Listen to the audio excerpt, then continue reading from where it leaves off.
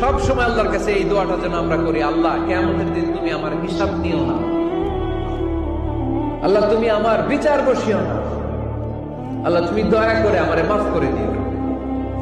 আল্লাহ যার বিচার করবেন ও জাহান্নামে যাবে, আর যার বিচার করবেন না সে জান্নাতে যাবে। আল্লাহ যদি বিচার করে আর পাই টু পাই হিসাব নেয়, নামাজ পড়লি না কেন, রোজা রাখলি না কেন, মিথ্যা বললি কেন, খাদ্যে ভেজাল দিলি কেন, মাছে ফরমালিন দিলি কেন, যৌতুক খাইলি কেন, ঘুষ খাইলি কেন, উল্টাপাল্টা করলি কেন, জিনা করলি কেন, একটার পর একটা প্রশ্ন বানে যদি সেই ভয়ঙ্কর দিনে আল্লাহ আমাদেরকে জর্জরিত করে, আমাদের কোন উত্তর আছে?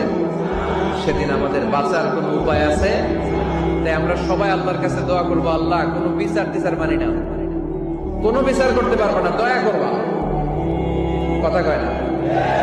কি করবে? এবার আওয়াজ করে বলেন, বিচার চান না দয়া চান?